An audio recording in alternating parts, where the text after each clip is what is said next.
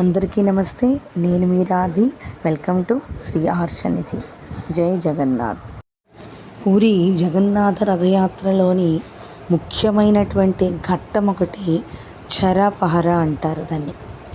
అది ఎవరు చేస్తారు ఏంటి అనేటటువంటిది మనం ఇప్పుడు తెలుసుకుందాం. దీనికి జగన్నాథుని ప్రప్రథమ సేవకుడు ఎవరు అనిసరంటే గజపతి రాజు, పూరిని పాలించేటటువంటి రాజు.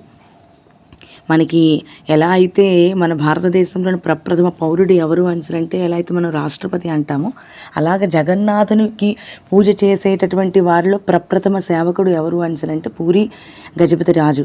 అంటే ఇక్కడ అర్థం ఏమిటి? రాజుని, పేదవాళ్ళని అందరినీ కూడా సమానంగా చూస్తాను అనేటటువంటి భావనతోటి జగన్నాథ స్వామి ఉంటాడు. ఆయన దృష్టిలోని పేద ధనిక తేడా లేదు. ఎంతటి రాజైనా సరే ఆయనకి సేవ చేయవలసిందే అని అర్థం. దీనికోసం అని చెప్పేసి పురాతన కాలంలోని ఎప్పుడైతే జగన్నాథుడు ఇంకా ఆవిర్భవిస్తున్నాడో అప్పుడు ఒక కథ ఉంది.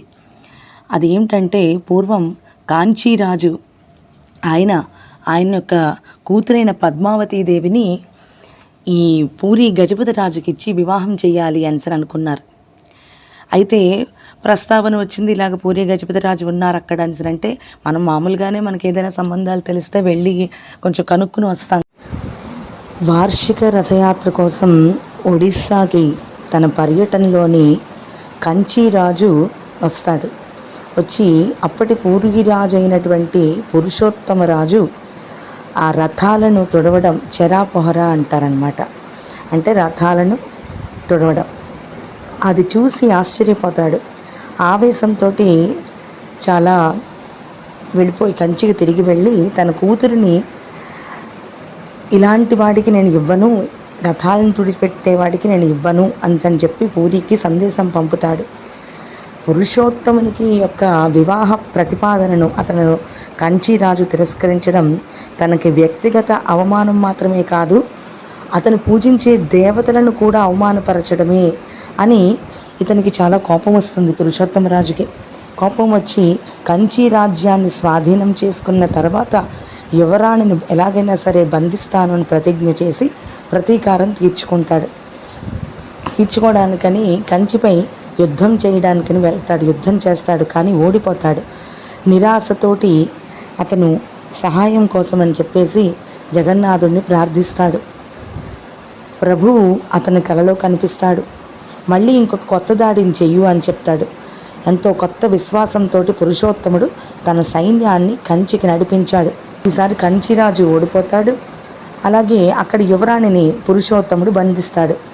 పురుషోత్తముని సైన్యానికి బలభద్రుడు మరియు జగన్నాథుడు వరుసగా తెల్లని మరియు నల్లని గుర్రాలపై తరలి వచ్చి ఆ సైన్యాన్నంతటినీ కూడా నడిపించి విజయాన్ని చేకూరేలాగా చేస్తారు. అయితే ఇక్కడ జగన్నాథస్వామి నల్లగుర్రం మీద, బలభద్రస్వామి తెల్లగుర్రం మీద వచ్చి యుద్ధం చేశారు. వాళ్ళు వస్తున్నప్పుడు అక్కడ జగన్నాథస్వామికి దాహం వేస్తుంది. ఆ దాహం వేసినప్పుడు అక్కడ వాళ్ళకు ఇప్పుడు మనకి ఎలా అయితే ఇదివరకు పురాతన కాలంలోని మన కథలలోని పూటకోళ్ళమ్మలు వాళ్ళు ఉండేవారు కదా, అలాగా అక్కడ ఒక ఆవిడ ఉంటే అక్కడ వాళ్ళు తినుడు బండారాలు తిని అలాగే మంచినీళ్ళు తాగి వస్తున్నప్పుడు వాళ్ళకి ఏదో ఒకటి ఇవ్వాలి కదా. కానీ స్వామి దగ్గర ఎటువంటి రూపాయలు కానీ ఏమీ లేకపోవడం వలన స్వామి తన ముద్రిక ఇస్తారు, ఉంగరం ఇస్తారు. ఇచ్చి ఇది నువ్వు ఎక్కడైనా చూపించి దీనికి డబ్బులు తీసుకో అని చెప్తే ఆ పూటకోళ్ళమ్మ ఆవిడ వెళ్ళి ఆ ఉంగరాన్ని అమ్ముతున్నప్పుడు వాళ్ళు అది రాజముద్రికగా గమనించి దాన్ని తీసుకుని రాజుగారి దగ్గరికి వస్తారు. అప్పుడు ఈ పురుషోత్తముడికి అర్థమవుతుంది ఏంటంటే జగన్నాథస్వామి బలభద్రులు కూడా తన యొక్క సైన్యములోని మనుషులుగా వచ్చారు అనిసరని రాజు తెలుసుకొని వాళ్ళ వలనే నేను ఈ కంచి రాజుపై విజయాన్ని సాధించగలిగాను అనేటటువంటిది ఆ పురుషోత్తముడు గ్రహిస్తాడు. ఆ పూటకూళ్ళమ్మ ఎవరైతే ఉన్నారో ఆవిడ చాలా సంతోషిస్తుంది. సాక్షాత్ శ్రీ జగన్నాథుడే తన ఇంటికి వచ్చాడు అని చెప్పేసి చాలా ఆనందపడిపోతుంది. ఆనందపడి జగన్నాథుని ఒక కోరిక కోరుతుంది. స్వామి, నా కోరిక మీరు తప్పకుండా తీర్చాలి అని చెప్పి. అది ఏమిటి అనిసనంటే, ప్రతి సంవత్సరం కూడా నువ్వు మా ఇంటికి రావాలి స్వామి, నేను పెట్టింది తినాలి అని ఒక కోరికను కోరుతుంది. స్వామి ఆమె యొక్క భక్తికి మెచ్చుకొని వరం ఇస్తాడు, తప్పకుండా నేను మీ ఇంటికి వస్తాను అని చెప్పేసి. అందుకనే ఇప్పటికీ కూడా ప్రతి సంవత్సరం స్వామి రథయాత్రకు వెళ్ళినప్పుడు ఆ గుండీచా మందిరం నుంచి తిరిగి వస్తున్నప్పుడు మారు రథయాత్రలోని స్వామి అక్కడ మౌసీమా ఆలయం అని చెప్పి అంటారంటే, మౌసీమా అంటే ఒరియాలోని పెద్దమ్మ అనేసి అర్థం. మనకి పేదరాజు పెద్దమ్మ, పూటకూళ్ళమ్మ అంటాం కదా, అలాగ పెద్దమ్మ అనేసి అర్థం. అందుకని మౌసీమా ఆలయంలోనికి అక్కడ ఒక దగ్గర కొంచెం రథం ఆపి స్వామికి ఒక తీపి పదార్థాన్ని పొడోపిట్ట అనేసి అంటారంటే అది పాల విరుగుతోటి చేస్తారు. చూడడానికి మనకి ఎర్రగా కాల్చినటువంటి మినప రొట్టెలో ఉంటుంది, కానీ అది చాలా తీయని పదార్థము. కేవలం ఒరిస్సాలోని మాత్రమే దొరికేటటువంటి పదార్థం. మరి ఇంకెక్కడా కూడా ఇంకా ఏ ఇతర రాష్ట్రాలలోనూ అటువంటి ఒక స్వీట్ అయితే దొరకదు. ఎందుకంటే మనకి రసగుల్లా అయినా జిలేబీ అయినా ఇంకా ఏ రకమైనటువంటి స్వీట్స్ అయినా సరే ప్రతి ఒక్క రాష్ట్రంలోనూ దొరుకుతాయి. కానీ పూడో అంటే కాల్చి, పిట్ట అంటే తీపి పదార్థము, కాల్చి చేసేటటువంటి తీపి పదార్థం కాబట్టి దానికి పుడో పిట్ట అంటారు. ఆ పుడో పిట్టాని అక్కడ ఆ మౌసీమా ఆలయం దగ్గర ఈ పురోహితులు స్వామికి నివేదన చేస్తారు. ఆ తర్వాత రథాలు బయలుదేరి తిరిగి శ్రీక్షేత్ర మందిరానికి చేరుకుంటాయి. ఇప్పుడు ఈ స్క్రీన్ మీద కనిపించేటటువంటి మందిరమే మౌసీమా మందిరం అని అంటారు.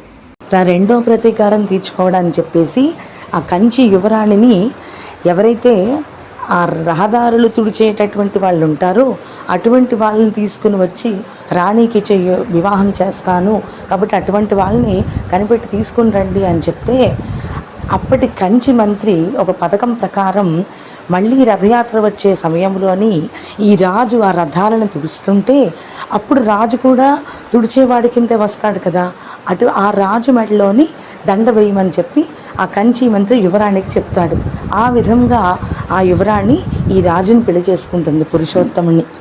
అంటే ఇక్కడ ఈ కథ అంతా కూడా దేనికి చెప్పుకోవడం అంటే జగన్నాథస్వామి యొక్క భగవంతుడి యొక్క సేవలోని ఎవరికి కూడా అంటే ఎటువంటి తేడా లేదు. ఒక సార్వభౌమ చక్రవర్తి కూడా ఒక పేద భక్తుడిలాగే పూజించాలి.